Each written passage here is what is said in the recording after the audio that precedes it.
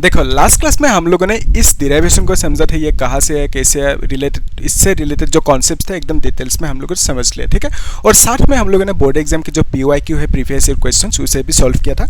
आज हम लोग एक बोर्ड नहीं JEE के PYQ सॉल्व करेंगे। ये क्वेश्चन पूछा गया था 2020 में। ओके, क्या पूछा इस क्वेश्चन में, if the potential in the region, ये बहुत ही ज़्यादा कॉन्सेप्चुअल है, आप लोग अच्छे से देखना, ठीक है। मैं एकदम बेसिक से डिटेल्स में समझा दूंगा, आप लोग नोट करते जाना, ठीक है। If the potential in the region of space around the point, एक पॉइंट देकर रखा -1, 2 एंड 3। ओके, जो पॉइंट है, पॉइंट का कोऑर्डिनेट -1, 2, फिर यहाँ पे 3 देकर रखा और ये सब मीटर में देकर रखा। फिर बोला is given by P is equal to, जो पोटेंशियल है, पोटेंशियल की वैल्यू हमें देकर रखा, दैट इज 10x², फिर +5y², फिर देके रखा -3z²। ओके, इतना सा वैल्यू देके रखा पोटेंशियल के, वोल्ट पे देके रखा।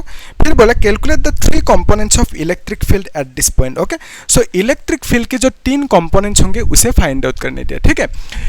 एक्चुअली आइडिया ये है कि सपोज एक वेक्टर है, इसको हमने ए वेक्टर कह दिया, इसका 3 कंपोनेंट्स होंगे, एक एक्स एक्सिस की तरफ इसको हमने ax कह दिया, अनदर इज y की तरफ इसको हमने ay कह दिया, अनदर इज z की तरफ इसको हमने az कह दिया। तो अगर एक वेक्टर होंगे तो उसका 3 कंपोनेंट्स होंगे तीनों एक्सिस की तरफ, ठीक है।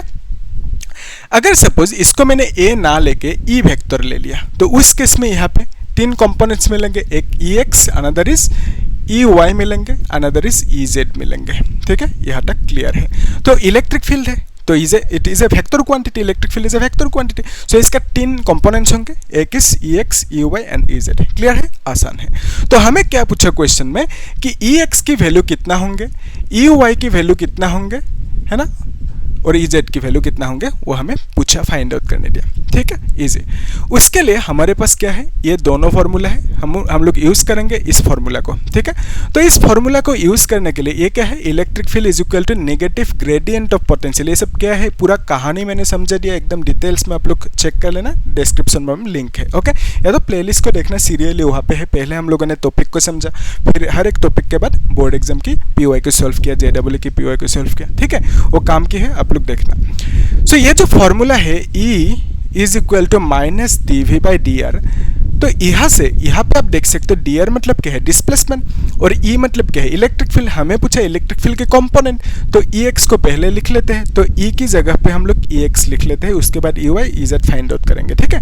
सो यहाँ पे आप देख सकते हो -E/dv है ना, फिर यहाँ पे dr को हम लिखेंगे dx, क्योंकि यहाँ पे हमने x कंपोनेंट लिया, सो dr की जगह पे हम लोग क्या लिखेंगे, dx लिखेंगे, ठीक है। So basically dx is the क्या है, डिस्प्लेसमेंट है, यहाँ पे भी dr डिस्प्लेसमेंट है, तो यहाँ पे ex लिया, बिकॉज ऑफ दैट हमने डिस्प्लेसमेंट को dx ले लिया इस बार। ओके, इजी है। अभी देखो यहाँ पे आप क्या करोगे, ये जो d है इसको एज इट इज रखो, x को एज इट इज रखो, और जो v का वैल्यू है दैट इज दिस मच, इसको यहाँ पे लिख के रखो, ठीक है। x² plus 5y² plus minus है ना यहाँ पे 3z²। ओके, अभी देखो यहाँ पे हम लोगों को क्या करना है, डिफरेंशिएट, तो हम क्या करेंगे, dx लिखेंगे, फिर 10x² लिखेंगे, फिर प्लस लिखेंगे, फिर dx को यहाँ पे मल्टीप्लाई कर देते हैं, ठीक है, dx। अभी देखो ये माइनस प्लस कितना होंगे, माइनस होंगे, फिर यहाँ पे हम क्या लिखेंगे, 5y² लिखेंगे, इसको डिफरेंशिएट किया है ना, फिर हम क्या लिखेंगे, ये प्लस होंगे ना, माइनस और माइनस प्लस होंगे, तो हम लिखेंगे ddx, और यहाँ पे 3z² लिखेंगे, ठीक है, इजी है, 3z² लिख दिया। अभी ध्यान से देखो, डिफरेंशिएट हम लोग किसको कर सकते हैं, जो वेरिएबल है, यानी जो चेंज होंगे। अगर हमने सपोज कांस्टेंट को डिफरेंशिएट किया, सपोज dx किया और यहाँ पे कांस्टेंट को डिफरेंशिएट किया, जब भी कांस्टेंट को डिफरेंशिएट करेंगे तब हमें क्या मिलेंगे, 0 मिलेंगे आंसर। यहाँ पे ध्यान से देखो, ये जो x है, अगर इस x को हम चेंज करें, ये x भी चेंज होंगे, यानी x² भी चेंज होंगे, यानी ये वेरिएबल है, ठीक है। और यहाँ पे 5 क्या है, कांस्टेंट है, साथ में x को अगर चेंज करेंगे तो y चेंज होंगे क्या, y भी चेंज नहीं होंगे, क्योंकि x और y के बीच में कुछ लेन देन है ही नहीं, रिलेशन है ही नहीं। तो इसका मतलब आप बोलोगे कि x को अगर चेंज करोगे तो y चेंज नहीं होंगे, यानी ये जो y है दैट इज ए कांस्टेंट, और इस 5 तो ऑलरेडी कांस्टेंट है, इट्स ए नंबर, तो 5y इज ए कांस्टेंट। तो बेसिकली कांस्टेंट को जब डिफरेंशिएट करेंगे तो हमें क्या मिलेंगे, 0 मिलेंगे, ठीक है। सिमिलरली यहाँ पे आप देख सकते हो x और z के बीच में कुछ रिश्ता है नहीं, सो अगर x को चेंज करोगे z भी चेंज नहीं होगा, है ना, z एज इट इज रहेंगे जो है, तो z की वैल्यू भी क्या है, कांस्टेंट है, यानी 3z is a constant. Easy, okay. तो इसको हम लिख सकते हैं 0, क्योंकि कांस्टेंट को हमने डिफरेंशिएट किया तो 0 मिलेंगे, ठीक है। फिर यहाँ पे माइनस है, तो यहाँ पे देखो रूल के हिसाब से 10 इज कांस्टेंट, 10 बाहर हो जाएंगे, ठीक है। यहाँ पे माइनस है, सो यहाँ पे dx लिखा, फिर यहाँ पे x स्क्वायर लिख दिया, ओके। सो कांस्टेंट रूल के हिसाब से बाहर आ गया, और यहाँ पे x जो है x को डिफरेंशिएट किया, क्योंकि इस x को चेंज करेंगे तो ये x भी चेंज होंगे, यानी आप बोलोगे कि इसके साथ इसका रिश्ता है, तो इसका मतलब ये वेरिएबल है, तो इसको हम लोग डिफरेंशिएट करेंगे, ठीक है। इजी है। तो अभी नेक्स्ट स्टेप में हमें क्या करना है, जो ex है ना, ex को हम लिख सकते हैं -10 इंटू डी, इसको देखो dx स्क्वायर है ना, और यहाँ पे dx है, तो बाकी तो 0 हो गया, तो ex की वैल्यू हमें इतना सा मिला। तो अभी देखो डिफरेंशिएशन की रूल क्या है, दैट इज आप लिख सकते हो इस तरह से, डिफरेंशिएशन की रूल, सपोज ddx है, यहाँ पे x to the power n है, इसको आप लिखोगे n into x to the power n minus 1, ठीक है। ये है सिंपल सी रूल डिफरेंशिएशन की। यहाँ पे 2 है, n की जगह पे 2 लिखोगे आप, है ना, तो यहाँ पे -10 इंटू 2 इंटू हम लिख सकते हैं 2 इंटू एक्स ना, 2x, फिर यहाँ पे 2 माइनस 1 लिखेंगे, n माइनस 1 मतलब n मतलब 2 है यहाँ पे, ओके। सो इसको हम लिखेंगे 10 इंटू 2 कितना है, दैट इज 20 इंटू एक्स है ना, 2 माइनस 1 इज 1। अभी देखो ये है 20 इंटू एक्स का वैल्यू क्या लिखेंगे, यहाँ पे कोऑर्डिनेट्स देके रखा हमें, जो पॉइंट है यहाँ पे ये x है, this is y, this is z है, तो x का वैल्यू हम -1 लिखेंगे, तो यहाँ पे x का वैल्यू -1 लिख दिया, आंसर कितना आएंगे +20 आएंगे, और इलेक्ट्रिक फील्ड का यूनिट क्या है, न्यूटन कूलम इनवर्स। तो बेसिकली जो हमें पूछा ex की वैल्यू वो कितना मिला, दैट इज 20 न्यूटन इनवर्स मिला, ओके। तो यहाँ पे 20 न्यूटन कूलम इनवर्स लिख देते हैं, ठीक है। सिमिलरली EY का वैल्यू फाइंड आउट कर सकते हैं हम लोग, है ना। तो EY की वैल्यू के लिए हम लोग क्या करेंगे, यही कहानी करेंगे, लेकिन यहाँ पे x की जगह पे y लेंगे, ठीक है। तो यहाँ पे हम लोग कर सकते हैं। तो आप लोग वीडियो को पॉज करके ट्राई करो, फिर देखना सॉल्यूशन को, है ना। सो हम लिख सकते हैं कि EY is equal to -dv by dy लिखेंगे, ठीक है। इस बार इस तरह से लिखेंगे। फिर अभी देखो ये जो dv है, dv को हम क्या लिख सकते हैं, यानी जो फी है, फी को हम क्या लिख सकते हैं, dy लिखा, फिर फी की जगह पे हम लिखेंगे 10x स्क्वायर, फिर +5y स्क्वायर, फिर -3z स्क्वायर, ओके। इस तरह से हम लोग लिख सकते हैं, इजी, ओके। अभी देखो इसको हम लोग ब्रैकेट को इस तरह से ब्रेक कर लेते हैं, यहाँ पे जिस तरह से ब्रेक किया ना, इसको इसके साथ मल्टीप्लाई किया, इसको same as it is multiply कर लेते हैं, ठीक है।